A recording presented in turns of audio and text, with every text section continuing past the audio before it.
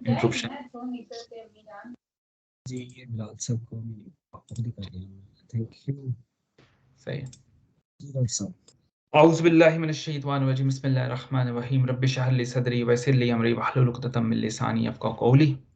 आज हम सूरह कहफ शुरू कर रहे हैं। सूरह कहफ की 110 आयत हैं, 12 रुकू हैं और ये कुरान पाक की बहुत शुरू की सूरतों में से एक सूरत है। सूरह कहफ, सूरह ताहा और सूरह मरियम कुरान पाक की मक्की सूरतें हैं और बहुत शुरू के ज़माने में नाज़िल हुई। और सूरह कहफ के बारे में वो जो है जितना कह लें कि अहादीस में इसकी फजीलत आई है, ख़ास तौर पे फितना दज्जाल के बारे में, और कि ये सूरत जो है इसको हमें पता है कि हर जुम्मे को पढ़ना चाहिए और अगले जुम्मे तक ये हमें फितना दज्जाल से बचाती है। हज़रत बर्रा बिन आज़िब रज़ी अल्लाह ताला अन्हा इस सूरत की तिलावत फरमा रहे थे तो आपने नूर देखा आसमानों से आपके सर तक आता हुआ, और आपके जो जानवर थे वो जो है हिनहनाने लगे। तो आपने रसूलुल्लाह सल्लल्लाहु अलैहि वसल्लम से ज़िक्र फरमाया तो उन्होंने कहा आप सल्लल्लाहु अलैहि वसल्लम फरमाया कि ये फ़रिश्ते थे जो कि सकीनत लेके नाज़िल हुए थे। तो ये भी है कि इसकी 10 शुरू की जो आयात हैं, जो याद कर ले, और कुछ रवायात में आखिरी 10 आयात भी आए हैं, वो फितना दज्जाल से उस इंसान को बचाती हैं। और फितना दज्जाल के बारे में समझ लीजिए कि ये इतना बड़ा फितना है कि आदम अलैहिस्सलाम से लेके रसूलुल्लाह सल्लल्लाहु अलैहि वसल्लम तक तमाम अंबिया इस फितने के बारे में बताते रहे, और ये कह लें कि इंसानियत का सबसे बड़ा फितना है। और थोड़ा-सा मैं दज्जाल के बारे में आपको बता दूँ।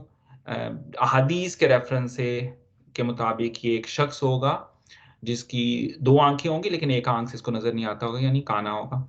और इसके पास कुछ हद तक ऐसी ताकतें होंगी कि ये खुदाई का दावा करेगा और लोग इसको खुदा तस्लीम करेंगे। यानी ये बारिश बरसाएगा, मुर्दों को ज़िंदा करेगा, और मुर्दों को ज़िंदा इसी तरह के अब शयातीन को वो कह लें कि एक शख्स के वालिदैन की शक्ल में उनके सामने ज़िंदा कर देगा, वो शख्स समझेगा कि मेरे वालिदैन हैं।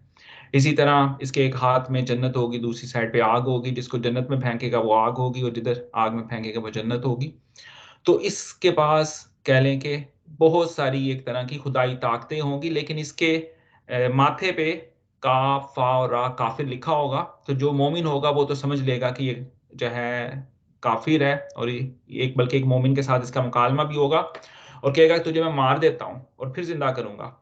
वो मोमिन कहेगा कि मुझ तक मेरे रसूल सल्लल्लाहु अलैहि वसल्लम की हदीस पहुँची है कि तू दज्जाल है और तू ऐसा करेगा, और वो करता है और फिर दोबारा, और उसके दरमियान वो चलता भी है, उस बंदे को 2 पीसेस में करके उसके दरमियान वो दज्जाल चलेगा, और फिर जब उसको दोबारा से ज़िंदा करेगा तो वो मोमिन कहेगा मेरे रसूल की बात सच्ची हो गई और अब तो मेरा ईमान मज़ीद मज़बूत हो गया कि तू वाक़ई दज्जाल है। तो ये वजह है कह लें कि इस ये इसके बहुत सारे फॉलोअर्स होंगे, पैरोकार होंगे, और ये कह लें काफ़ी हद तक नाकाबिल तस्खीर शख्सियत होगी, अनटिल अनलेस हज़रत ईसा अलैहिस्सलाम ये मसीह दज्जाल है, और वो मसीह हज़रत ईसा अलैहिस्सलाम आएँगे और उनको देख के ये वजह है उस पिघल जाएगा ये शख्स। लेकिन उस वक़्त तक ये बड़ी बर्बादी भी करेगा और कह लें कि बहुत से लोग इसके फ़ॉलोअर्स भी होंगे। तो इससे एक ये बड़ी अहम बात है कि कोई शख्स आपको मुख्तलिफ़ किस्म के मोजज़ात दिखा दे, शोभदाबाज़ी दिखाए, तो उससे उसकी वजह है बुज़ुर्गी कह लें कि कायम नहीं होती, और ये दज्जाल के पास बहुत से शोबदे होंगे, और आप देखें मुख्तलिफ़ मज़ाहिब के मानने वालों के पास ही बहुत सारे शोबदे मौजूद हैं। तो वो जो है वो कह लें कि इस बात की हक होने की निशानी नहीं है। तो अब इस सूरत को फितना दज्जाल से बचने के लिए क्यों कहा गया कि ये सूरत जो है वो फितना दज्जाल से बचाती है? अगर आप देखें सूरत में 4 मज़ामीन हैं, 4 स्टोरीज़ हैं। अब यानी इसमें कुरान पाक की हर आयत में बहुत ज़्यादा कह लें कि डेप्थ होती है, लेकिन 4 जो स्टोरीज़ हैं, पहली असहाबे कहफ के बारे में है, और ये वो नौजवान अशख़ास हैं जो अपने ज़माने में स्टेटस को के खिलाफ खड़े हुए और उन्होंने अपना ईमान मज़बूत रखा और अल्लाह ताला ने उनको सुला दिया। वो कुछ अरसा 300 साल तक कह लें कि गार में सोए रहे। तो पहली जो स्टोरी है वो ईमान का टेस्ट है। दूसरी स्टोरी 2 अशख़ास का आपस में मुकालमा है। एक शख़्स को अल्लाह ताला ने बहुत सारी दौलत दी, उसको औलाद दी और उसको बागात दिए, और वो एक ऐसे शख्स से मुकालमा कर रहा है जिसके पास कुछ भी तकरीबन नहीं है, और लेकिन वो शख्स जो है वो अपने नफ्स पे जुल्म करता है, जो शख्स दौलतमंद है, और वो जो है कहता है, वो मुख्तलिफ किस्म के क्लेम करता है, वो हम जब पढ़ेंगे कुरान पाक की आयत आएंगी। तो दूसरा जो है इसमें वो दौलत का इम्तिहान है। तो पहला अल्लाह ताला ने पहली स्टोरी के ज़रिए बताया ईमान का इम्तिहान, दूसरी जो इसके अंदर स्टोरी है वो दौलत का इम्तिहान है, और माल का इम्तिहान है, आप इस तरह कह लीजिए। और तीसरा जो है हज़रत मूसा और खिज़र अलैहिस्सलाम का आपस में मिलना है, और खिज़र अलैहिस्सलाम कुछ ऐसे अफ़ाल करते हैं जो कि मूसा अलैहिस्सलाम समझते हैं कि ये कह लें कि ठीक नहीं है, और हिज़र अलैहिस्सलाम फरमाते हैं कि आप मेरे साथ सब्र नहीं कर सकेंगे, और फिर खुद ही वो उन्होंने एक कमेंट पास करते हैं कि आप कैसे सब्र कर सकेंगे जबकि आपके पास इल्म नहीं है। तो इससे एक बात ये भी पता चली कि इल्म के साथ सब्र आता है। तो ये इल्म का इम्तिहान है तीसरी जो स्टोरी, और चौथी जो है वो ज़ुल्करनैन की कहानी है, जिसको अल्लाह ताला ने ताकत दी, और वो मशरिक और मगरिब में ज़ुल्करनैन गए, और वो जो है कह लें कि इक़्तिदार का इम्तिहान है।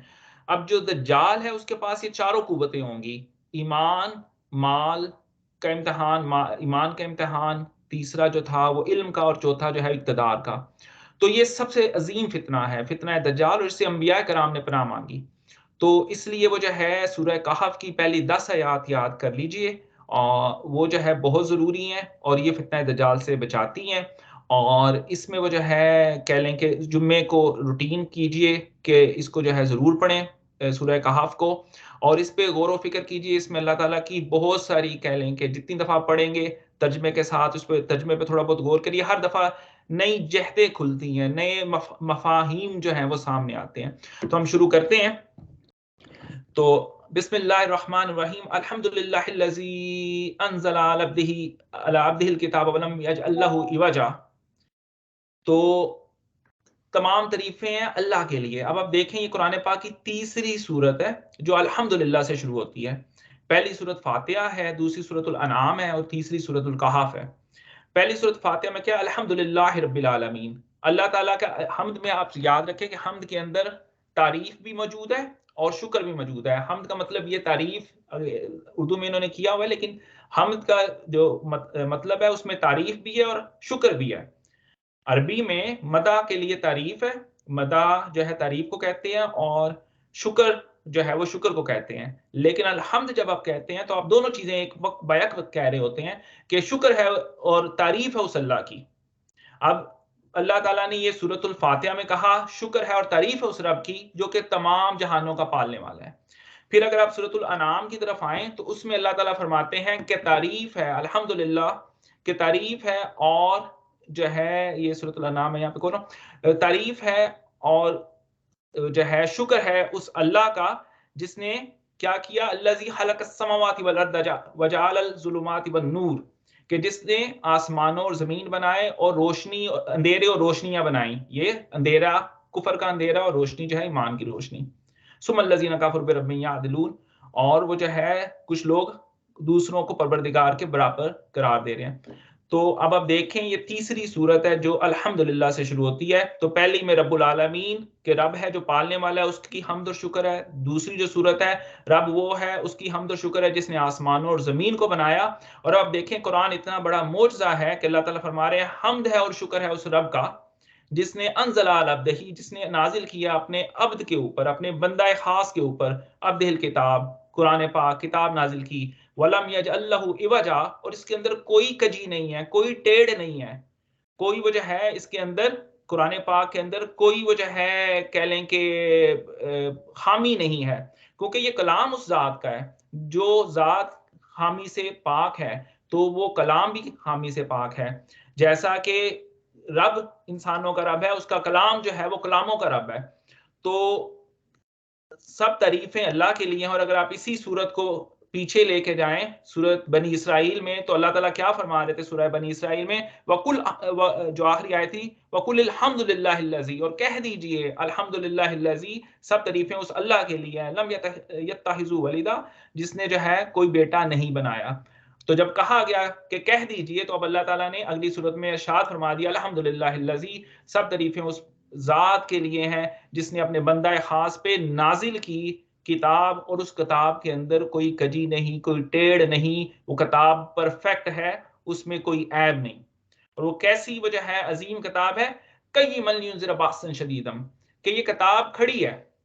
कय्यम कहते हैं जो चीज खड़ी हो, और इसके माने ये भी हैं जो दूसरों को खड़ा कर दे। यानी कुरान जो पढ़ने वाला है, ये किताब उसको भी खड़ा कर देती है, उसको जालिम के सामने खड़ा कर देती है, उसको जो है बेइंसाफी के सामने खड़ा कर देती है। ऐसी किताब है कि इंसान खड़ा हो जाता है, और ये किताब खड़ा करने वाली है। कय्यिमन लियुनज़िर बासन शदीदा, कि ये डराए उन लोगों को शदीद, वो जो है अजाब के बारे में। बासन कहते हैं अजाब कह लें, शदीदा शदीद, शदीदम मिल्लदुनहु किसकी तरफ से है, उसकी तरफ से। अब ये मिल्लदुनहु का लफ्ज भी आप ज़हन में रखें, ये आएगा खिज़र और मूसा अलैहिस्सलाम के वाक़े में भी। मिल्लदुनहु अल्लाह ताला ने जो है खिज़र के बारे में फरमाया कि हमने उन्हें अपने पास इल्म अता फरमाया। यहाँ से हमारे कुछ सूफिया के तबके ने इल्म लदुन्नी का टर्म निकाली है। तो अब देखें अजाब के लिए भी मिल्लदुनहु का ही लफ्ज है कि अल्लाह की तरफ से ये अजाब आ रहा है। तो ये ज़हन में रखिएगा, मिल्लदुनहु का लफ्ज कई दफा इस सूरत में आएगा। तो कय्यिमन लियुनज़िर बासन शदीदा, कि ये किताब खड़ी करने वाली है इंसान को, और डराने वाली है शदीद अजाब से, जो कि उस रब की तरफ से है। वह युबश्शिरुल मुमिनीन, और बशारत देने वाली है मोमिनों को, अल्लज़ीना यअमलून सालिहाती, जिन लोगों ने नेक अमल किए हैं, अन्ना लहुम अजरन हसना, और उन लोगों के लिए बड़ा ही बेहतरीन अजर है, बहुत ही वो जो है हसन अजर है। तो आप देखें कि पहली 3 आयात, 2 आयात के अंदर ही वो जो है पूरी वो कह लें कि आखिरत का कंसेप्ट भी आ गया, रसालत का कंसेप्ट भी आ गया, तौहीद का कंसेप्ट भी आ गया। तीनों चीज़ें जो हैं पहली 2 आयात के अंदर अल्लाह ताला ने ऐसी जामे कह लें कि आयात हैं कि पहली 2 आयात के अंदर अल्हम्दुलिल्लाहिल्लज़ी जो है वो तौहीद का कंसेप्ट भी आ गया, अंज़ला अला अब्दिल किताब रसालत का भी आ गया, और फिर वो जो है लियुनज़िर बासन शदीदम मिन लदुन्हु, कि ये डराने वाली है शदीद अजाब से उन लोगों को जो कि कह लें कि अल्लाह का हुक्म नहीं मानते। वयुबश्शिरुल मुमिनीन, और बशारत देने वाली है, खुशखबरी देने वाली है मोमिनों को, अल्लज़ीना यामलून सालिहाति अन्ना लहुम अजरन हसना, कि उनके लिए इंतहाई बेहतरीन उम्दा अजर है। माँ किसी नफ़ी ही आबदा, और वो रहेंगे जिसमें हमेशा हमेशा। अल्लाहुम्मा जअलना मिनहुम, अल्लाह ताला हमें इन लोगों में शामिल करे। अल्लाह ताला फरमाते हैं कि ये जो नेक लोग होंगे, जिनको ये किताब जो है बशारत देती है मोमिनों को, वो उसमें हमेशा हमेशा रहेंगे। माँ किसी फीही अबदा, वयुनज़िरुल लज़ीना क़ालू इत्तख़ज़ल्लाहु वलदा, और ये डराती है उन लोगों को जो कि कहते हैं क़ालू इत्तख़ज़ल्लाहु, जो कि कहते हैं अल्लाह का बेटा है। क़ालू इत्तख़ज़ल्लाहु वलदा, और पीछे आप देखें, फिर मैं आपको वो सूरत बनी इसराइल की तरफ लेके जाऊंगा कि वहां पे क्या था, वकुल्लिल हम्दुलिल्लाहिल्लज़ी लम यत्तखिज़ वलदा। यहाँ पे अल्लाह ताला इनकार कर रहे हैं पिछली आयत में, और अब अल्लाह ताला उन और लोगों के बारे में बता रहे हैं कि उन लोगों को भी डराने के लिए आई है, यानी ईसाइयों को, कि जिन्होंने अल्लाह का बेटा बना लिया है। अब देखें कि अल्लाह ताला कहते हैं कि ये बात इनके आई कैसे, मा लहुम बिही मिन इल्म, इसके बारे में इन्हें कोई इल्म नहीं है, वला लिअबाहिम, ना ही इनके अबाओ अजदाद को है, खबुरत कलिमतन, बहुत बड़ा कलमा ये कहते हैं, तखरुजु मिन अफवाहिम, जो कि इनके मुंह से निकलता है, इन यकूलून इल्ला कज़िबा, ये कुछ नहीं कहते सिवाय झूठ के। तो आप देखें अगली आयत में अल्लाह फरमाया मा लहुम बिही मिन इल्म, इसके बारे में इन्हें कोई इल्म नहीं, और ना ही इन्हें इनके अबाओ अजदाद को इल्म है। और ये क्यों कहा कि ये इनके मुंह से कलमा निकलता है, यानी ये एक ऐसी बात कर रहे हैं जिसके पीछे कोई इंटेलेक्ट नहीं है, कोई इसके पीछे जो है वो सोच कार फरमा नहीं है। क्या आपने कह दिया अल्लाह का बेटा है, अगर आप सोचने वाले हों तो आप वो जो है सोचिए, अगर आप अल्लाह का बेटा बनाते हैं, फिर तो अल्लाह की बीवी भी हो, अल्लाह के वो जो है बेटियां भी हो, फिर नाउज बिल्ला वो जो है पूरी एक फैमिली हो। भाई सोचो तो सही। इसलिए अल्लाह ताला फरमाया मिन अफवाहिम, इनके मुंह से ये बात निकलती है। ठीक है, ये नहीं कहा कि इनके इंटेलेक्ट से ये बात आती है। ये बात ऐसी है जो कि बंदा अकल से नहीं कर रहा, वो सिर्फ एक सुनी सुनाई बात कर रहा है, जो कि उनके वो जो है वालदैन को भी नहीं पता था, उनके बाप दादा को भी पता नहीं था, और ये बड़ी सख्त बात कर रहे हैं, इतनी सख्त बात करे, कबरत कलमतन तखरुजु मिन अफवाहिम, कि ये जो है ऐसी बात है कि जो कि इनके मुंह से निकलती है। मुंह से इमराद है कि इन्होंने बगैर सोचे समझे बात मुंह से निकाली है। ये नहीं कहा कि ये इनकी अकली तौर पे इन्होंने कोई बात की है, क्योंकि अगर अकल से बात करते तो अगर बेटा बनाया तो फिर तो आप बनाते जाओ, पूरी फैमिली बनाते जाओ, लेकिन ऐसा मुमकिन ही नहीं है। वो खुदा जो है लम यलिद वलम यूलद है, ना उसका बेटा है, ना वो जो है वो पैदा हुआ, वो हमेशा से और हमेशा से रहेगा।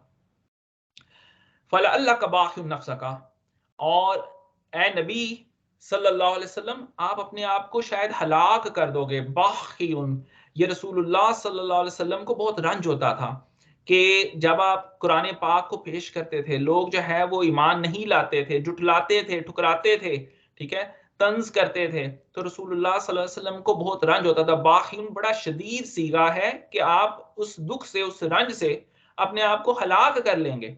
अला सारिम, आप इनके पीछे पीछे जाते हैं, इनके पीछे पीछे क्यों जाते हैं? आप इनको ईमान की दावत देते हैं, आप इनको अल्लाह की तरफ बुलाते हैं, और आपको रंज किस बात का है? इन लम युमिनु बिहाज़ल हदीसी, कि ये इस हदीस के ऊपर, इस कलाम के ऊपर ईमान क्यों नहीं लाते?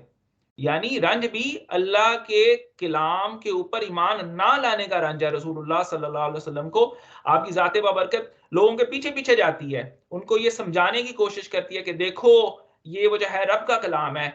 असारिहिम का मतलब है पीछे पीछे चलना। ये आप देखिएगा कि जब हम मूसा और खिजर की बात करेंगे तो वहां पे भी मूसा अलैहिस्सलाम जो है ना, वो असारिहिम कससा का लफ्ज है कि वो जो है, चूंकि वो थोड़ा सा रास्ते से आगे निकल गए थे तो वापस अपने कदमों को देखते हुए वापस आए। तो यहाँ पे ए नबी सल्लल्लाहु अलैहि वसल्लम शायद आप अपने आप को हलाक कर दें उस रंज के साथ, उस दुख के साथ, उस कर्ब के साथ, उस तकलीफ के साथ, और आप इनके पीछे पीछे जाते हैं। और कर्ब इस बात का ये नहीं है कि मोहम्मद रसूलुल्लाह सल्लल्लाहु अलैहि वसल्लम को जुटलाया जा रहा है, तकलीफ और कर्ब इस बात का है कि अल्लाह के कलाम को जुटलाया जा रहा है। इन लम युमिनु बिहाज़ल हदीसी, कि ये जो है वो ईमान नहीं लाते इस हदीस के ऊपर, इस कलाम के ऊपर। असफा, मारे गम के आप अपने आप को हलाक कर लेंगे। और फिर अल्लाह ताला फरमाते हैं इन्ना जअलना मालल अर्दी ज़ीनतुल्लाह लिनब्लुहुम अय्युहुम अहसनु अमला, बेशक हमने बनाया है इस जमीन के ऊपर जो कुछ है वो जीनत के तौर पे। किस लिए बनाया है? कि अल्लाह ताला ये जान सकें, लिनब्लुवहुम, ताकि हम ये पहचान सकें, अय्युहुम, कौन है तुम में से, अहसनु अमला, जो बेहतर अमल करने वाला है। अब आप इसमें देखें को बड़ी अहम बात है, अहसनु। अल्लाह ताला ने ये नहीं कहा कि कौन ज्यादा अमल करने वाला है, कौन हसन अमल करने वाला है, कौन अच्छा अमल करने वाला है। अल्लाह को 2 नफल अच्छे तरीके से पढ़ लो वो पसंद है बनिस्बत के बंदा 100 नफल पढ़े और उसमें वो जो है बंदे का ध्यान ना हो। अल्लाह ताला क्वालिटी देखते हैं, क्वांटिटी पे नहीं जाते, ठीक है। तो यहाँ पे अहसन अमला, अच्छा अमल कौन करने वाला है, ये नहीं कहा कि ज्यादा अमल कौन करने वाला है। अल्लाह को जो है कह लें कि दुनिया कोई अल्लाह ताला ने जीनत से बनाया, और वो दुनिया की क्या जीनत है, बहुत सारी आयात हैं इस सूरत में भी आगे आएंगी। और मैंने एक आयत शेयर की है, वो आप जरा स्क्रीन शेयर कीजिएगा। और अल माल वल बनून ज़ीनतुल हयातुद दुनिया, ये आगे इस सूरतुल कहफ में ही आएगी कि माल और बेटे भी जो है वो दुनिया की जीनत हैं। वल बाकियातुस सालिहात, और बाकी जो रहने वाले हैं वो नेक अमाल हैं।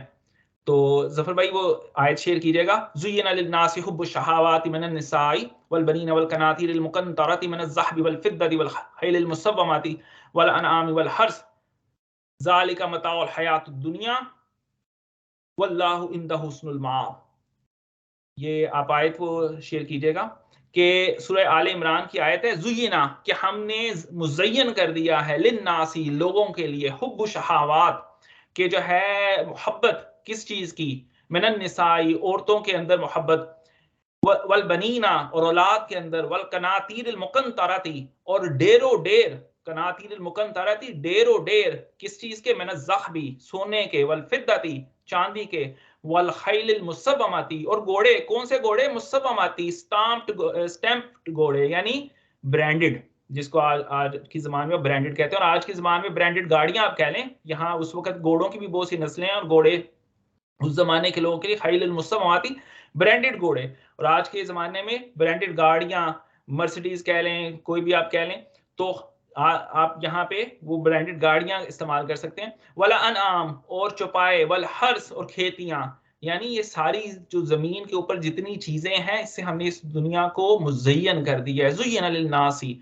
हमने लोगों के लिए जमीन को मुज़य्यन कर दिया है, औरतों में मोहब्बत में, औलाद में मोहब्बत में। और इंसान क्या चाहता है, डेरो डेर इकट्ठा करना चाहता है, किसके, सोने के, चांदी के, ब्रांडेड चीजें इकट्ठी करेगा, ठीक है। वल खैलिल मुसव्वमाती, मोहर लगाए हुए ब्रांडेड घोड़े, वल अनआम, और चौपाए, वल हर्स, और खेतियां, ज़ालिका मताउल हयातिद दुनिया, और ये दुनिया का मता है, ये चीजें जो हैं दुनिया का मता है।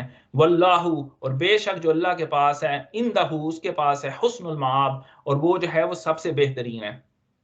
तो ये इस तरह वो जो है कुरान पाक की बहुत सारी आयत हैं, ये एक आयत इस रेफरेंस में आई थी। तो मैंने कहा कि आपके साथ शेयर करते चलें। तो हम वापस अपनी कुरानी डिस्कशन की तरफ आते हैं। तो अल्लाह ताला फरमाते हैं,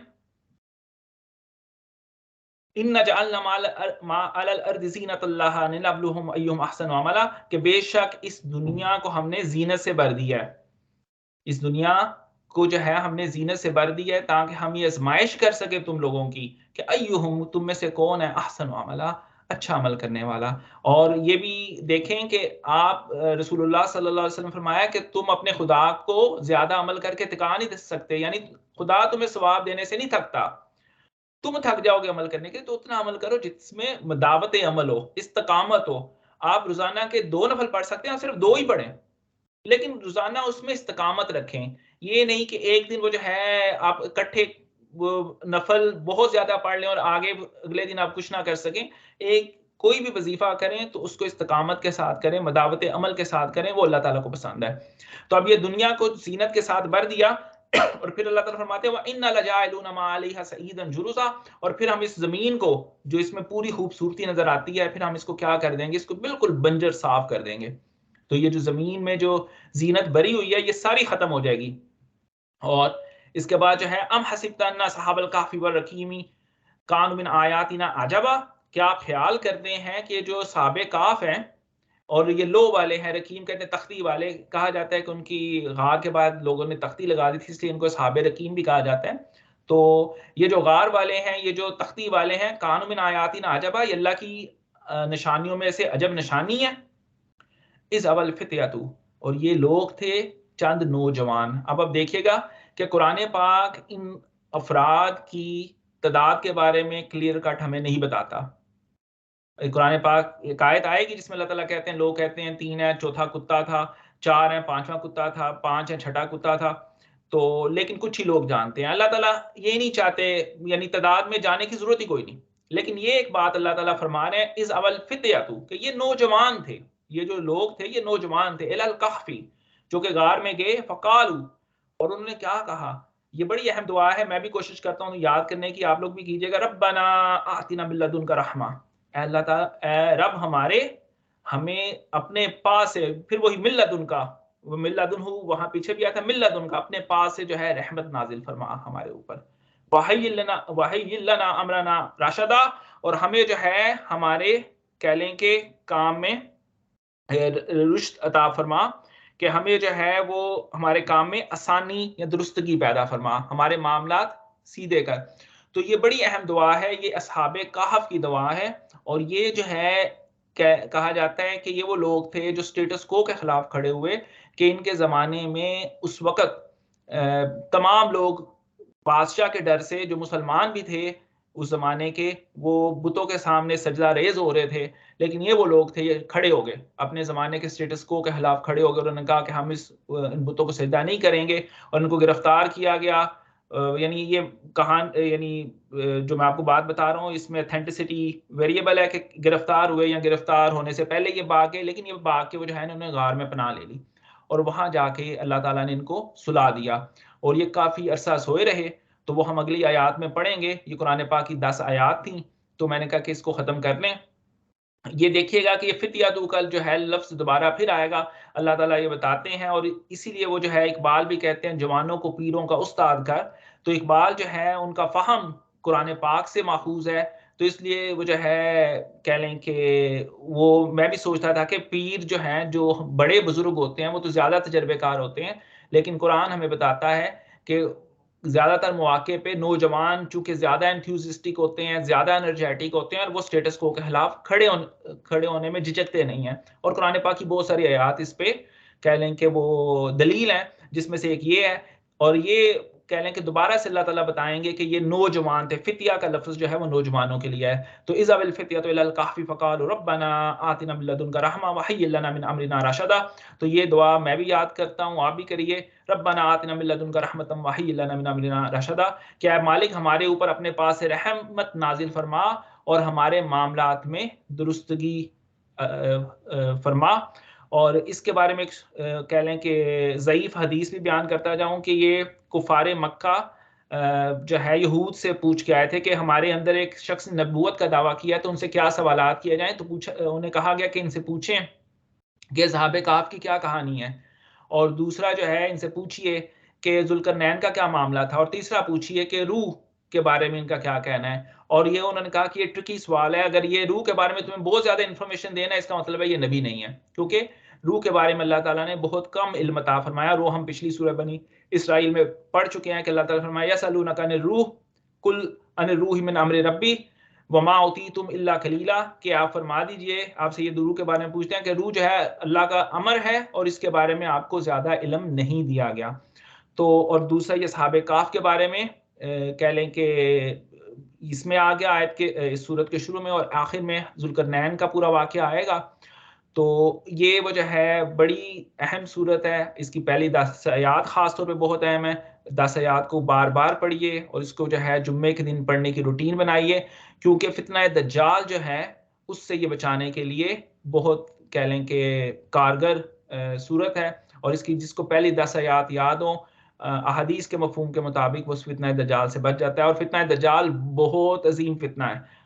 इंसानियत का सबसे बड़ा आदम अलैहिस्सलाम से लेके सैयदी रसूलुल्लाह सल्लल्लाहु अलैहि वसल्लम की ज़ात बबरकत तक तमाम अंबिया ने इस फितने से लोगों को मुतनब्बे किया है। तो इसलिए इस सूरत के को कह लें कि बहुत तवज्जो की ज़रूरत है, और इसमें इन आयात को याद करने की भी बहुत कह लें कि शिद्दत से ज़रूरत है। तो अल्लाह जो कुछ मैंने कहा इसमें से अगर कोई गलती हुई हो तो अल्लाह ताला माफ़ फरमाए, और बाकी अब दोस्त अहबाब इसमें ज़रूर कुछ ऐड कीजिएगा।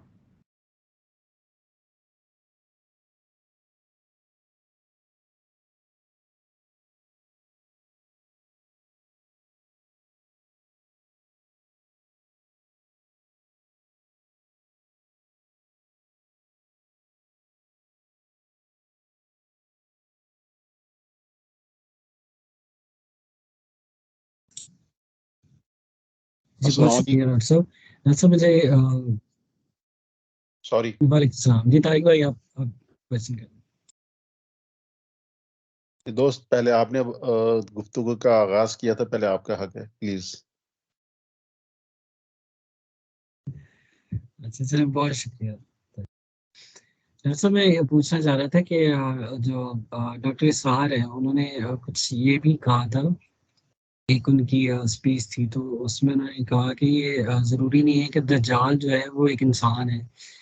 वो एक निज़ाम भी हो सकता है, जिस तरह से एक कोई सुपर पावर होती है, या इस तरह से कोई एक ऐसा निज़ाम जो कि गलत की बिना पे है, और उस जो भी दज्जाल कर रहा मतलब के बारे में चीज़ें बताई जाती हैं, वो इस निज़ाम का हिस्सा होगा। तो इसमें कोई डिफरेंशिएशन कर सकते हैं, या आपका कोई क्या राय है इसमें? जी, डॉक्टर इसरार रहमतुल्लाह अलैह बड़ी अजीम शख्सियत हैं, और उनका देखें दज्जाल, याजूज मजूज, क़यामत, एंड ऑफ टाइम, इस पे लोगों ने बहुत कुछ कहा है और लोगों ने बहुत सी पेशीन गोइयाँ भी की हैं, लेकिन वो उनकी पेशीन गोइयाँ ख़त्म हो गई। रसूलुल्लाह सल्लल्लाहु अलैहि वसल्लम ने फरमाया, आपने उंगलियों को ऐसे करके मेरे और क़यामत के दरमियान ऐसे फ़र्क है, यानी इतना ही फासला है। तो अब देखें रसूलुल्लाह सल्लल्लाहु अलैहि वसल्लम की बेइज्जत से लेकर अब तक 1400-1500 साल गुजर चुके हैं। अब देखिए वो एक्सप्लेन करते हैं मुख्तलिफ उलमाए कराम मुख्तलिफ पैराए में आके, तो वो फिर उसको किसी ना किसी तरीके से एक्सप्लेन करने की कोशिश करते हैं, और उसमें वो इस तरह वो जो है एक निज़ाम की शक्ल में भी एक्सप्लेन करते हैं। जबकि मुस्लिम शरीफ की हदीस है, रसूलुल्लाह सल्लल्लाहु अलैहि वसल्लम ने सहाबा कराम को इकट्ठा किया। हज़रत तमीम दारी रज़ी अल्लाह तआला अन्हा वो जो है वो समुद्री सफ़र पे थे, और वहाँ पे आप रास्ता भूल गए, और 1 महीना वो जो है कहा जाता है कि आप समुद्र के अंदर इधर-उधर ट्रैवल करते रहे, हत्ता कि एक जज़ीरे पे पहुँचे। वहाँ पे वो जो है आपने एक जानवर को देखा जो कि पूरी तरह बालों में लिपटा हुआ था, यानी उसका ना आगे से ना पीछे से कुछ पता नहीं चलता था, यानी बाल ही बाल थे।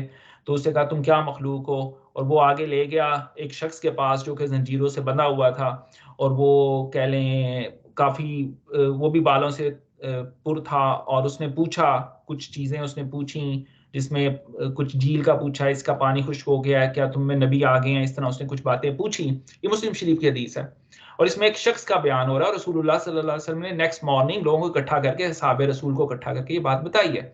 तो वो दज्जाल था, उसने कहा कि मैं दज्जाल हूँ और मैं वो जो है एक मुझे हुक्म मिलेगा तो मैं आ जाऊंगा। तो इसमें वो है एक शख्स की बात हो रही है। और फिर अहादीस में देखें, हमारे लिए हुज्जत जो है अहादीस रसूल सल्लल्लाहु अलैहि वसल्लम है या कुरान हुज्जत है। बाकी जो है ना वो उलमा कराम की एक्सप्लेनेशंस होती हैं। आप उससे एग्री करना चाहें तो कीजिए, आप उससे डिसएग्री करना चाहें कर लीजिए। अगर आपको बात वो जो है अब याजूज मजूज के बारे में उलमा कराम ने कहा है कि ये वेस्टर्न अकवाम याजूज मजूज है। गांधी साहब फरमाते हैं कि ये चाइना के लोग जो हैं वो याजूज मजूज हैं। लेकिन जो अहादीस में जितना तज़किरा आया है उसके मुताबिक तो शायद याजूज मजूज अभी डिस्कवर भी नहीं हुए। ठीक है, तो अब आप एक्सप्लेन करना चाहते हैं। अब देखें ना, रसूलुल्लाह सल्लल्लाहु अलैहि वसल्लम के पास मुशरिकीन मक्का भी कहते थे क़यामत कब आएगी।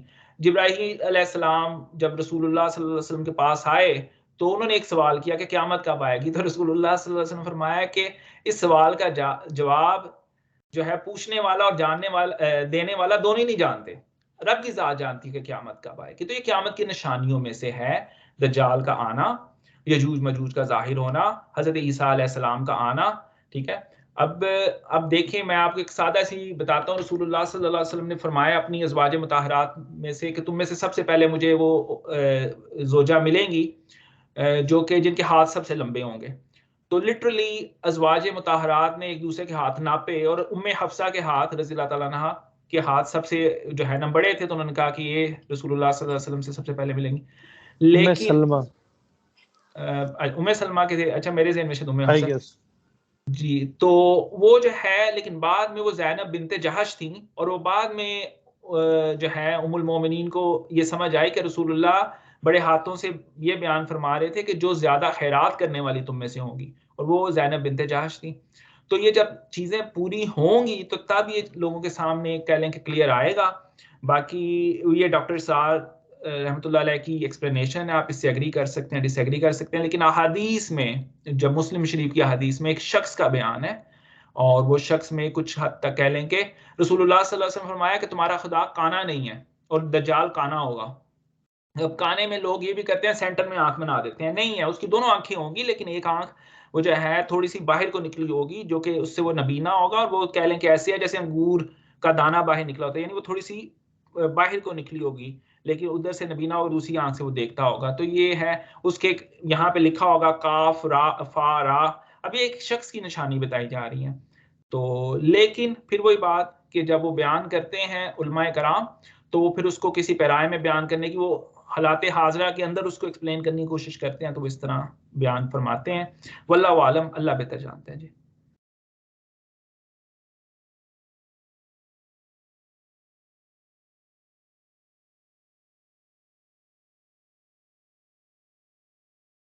अस्सलाम वालेकुम। वालेकुम अस्सलाम व रहमतुल्लाह। सबसे पहले तो सर मैं अपने आप को मुबारकबाद देता हूँ जो आपको बिलमुशाफा इस वक्त देख रहा है, और जिसने भी इनिशिएटिव लिया है उसको वो मुबारकबाद का मुस्तहिक है। आपकी शख्सियत आपकी आवाज़ के साथ जो हमारे आंखों में जहन में बनी हुई थी वो से आप इंटायरली चेंज हो, फर्स्ट ऑफ ऑल। सेकेंडली मेरा सवाल बिल्कुल वही था जो भी थोड़ी देर पहले भाई ने किया था। बेसिकली दज्जाल के हवाले से यही सवाल था कि आया कोई शख्सी है या कोई कैफियत है। जिस तरह आपने बताया कि 4 इम्तिहानात हैं, आजमाइशें डाली जाएंगी जिसके ऊपर उनको अबूर हासिल होगा, तो ये अभी भी मुख्तलिफ लोगों को मौजूद है, चाहे वो मुमलिकत की हैसियत से हो, चाहे वो किसी शख्सियत की हैसियत से हो, चाहे किसी कैफियत की हैसियत से हो। तो सेम मेरा भी यही सवाल था, आपने बड़ा उसका जामे जवाब दिया, जज़ाकल्लाह।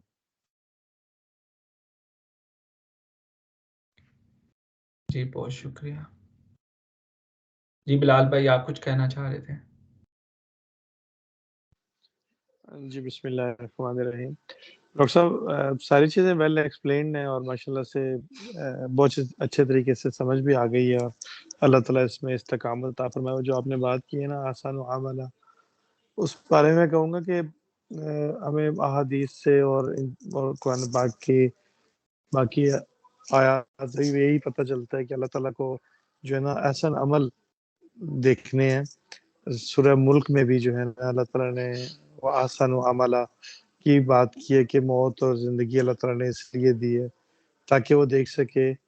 मफ़हूम बता रहा हूँ मैं कि आप इंसानों में से कौन नेक कौन एहसन अमल करता है। और दूसरा ये कि आखिरत में जो अमाल के तोलने की बात है, उसको काउंट करने की बात नहीं है। जबकि हम अगर आम रूटीन में किसी चीज को देखते हैं तो ये पढ़ेंगे तो 70,000 नेकियां, मतलब क्वांटिटी है ताकि हमें समझ आ जाए। जबकि आखिरत में जब देखा जाएगा तो वो तोले जाएंगे कि किसने किस इखलास के साथ कोई काम किया, नेक अमल किया। तो तोलने की बात हो रही है और क्वांटिटी की बात वहां पर नहीं हो रही है। आप नबी सल्लल्लाहु ने जो है ना ये पूछा कि अल्लाह ताला को कौन सा अमल पसंद है, तो आप सल्लल्लाहु अलैहि वसल्लम ने ही उसका जवाब दिया कि अल्लाह ताला को मुसलसल जारी रहने वाला अमल पसंद है, ख्वाह कितना ही छोटा हो। तो कोई भी नेकी है उसको आप जारी रखें। मिसाल के तौर पर अगर कोई शख्स किसी खास मौके के ऊपर सदका खैरात करता है तो उसको जारी रखेगा तो अल्लाह ताला उस अमल से बहुत ज्यादा राजी होंगे। कोई दो नफल पढ़ता है, कोई जिसकी जो आदत बन जाए, या हमें कोई एक ऐसी हदीस मिल जाती है या सुन्नत मिल जाती है जो कि हमें एकदम से दिल करता है कि यार ये मैं अगर इसको अपना लूं तो एक हदीस या एक सुन्नत पे अमल करने का जो सवाब है वो भी बहुत ज्यादा है, सारी उम्र उस पे अमल पैरा रहने का। मतलब एक हदीस को जिंदा रखने का, कहते हैं 100 शहीद के सवाब का के बराबर सवाब मिलता है, कभी बेशी माफ फरमाए। तो ये जो एहसन अमल की बात है ये बड़ी जो है ना काबिल गौर है।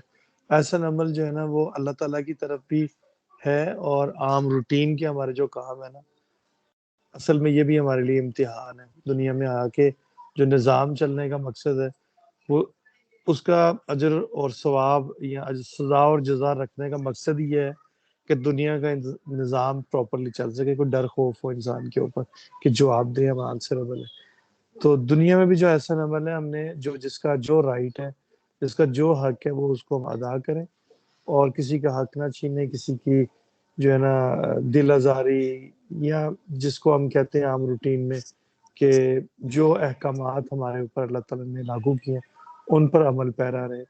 विरासत के हैं, जो है ना तकसीम के हैं, इंसाफ के हैं, और गालम गलोच से बचने के, लघु बातों से बचने के, ये तमाम चीज़ें इसमें शामिल हो जाती हैं। इसको अगर वसी करके सोचा और देखा जाए तो वाक़ई दाना अल्हम्दुलिल्लाहि रब्बिल आलमीन।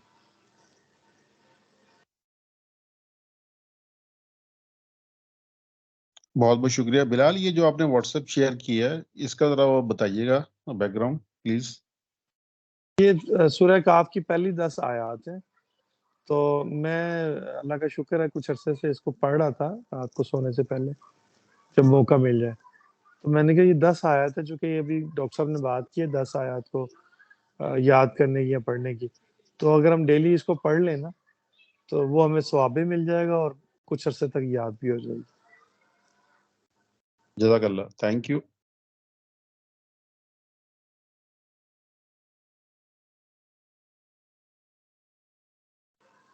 एक मैं जो है ना 2 आयत और भी शेयर कर देता हूँ, वो सूरह बकरा की आखिरी 2 आयत है, उसके साथ वो भी ऐड कर लें अपने फेवरेटिज में करेंगे ना। तो ये 2 आयत वो पढ़ लें रात को सोने से पहले, और 10 आयत ये पढ़ लीजिए। ये अमलियात है रात के, उनमें शामिल है ये।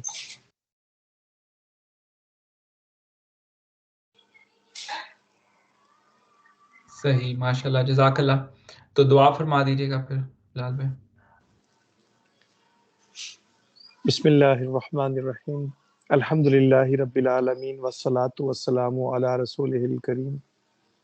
अल्लाहुम्मा इन्नी अऊज़ु बिका मिनल हम्मी वल हुज़्नि व अऊज़ु बिका मिनल अज्ज़ि वल कसली व अऊज़ु बिका मिनल हुब्नि वल बुख़्लि व अऊज़ु बिका मिन गलबतिद दैन व कहरिर रिजाल। अल्लाहुम्मा इन्नी अला ज़िक्रिका व शुक्रिका व हुस्नि इबादतिक। रब्बिरहमहुमा कमा रब्बयाना सगीरा। रब्बी यस्सिर वला तुअस्सिर व तम्मिम बिल खैरि व बिका नस्तईन। अल्लाहुम्मा इग़फिरली वरहमनी वहदिनी वआफ़िनी वरज़ुक़नी। आमीन या रब्बुल आलमीन। सल्लल्लाहु अलैहि वसल्लम।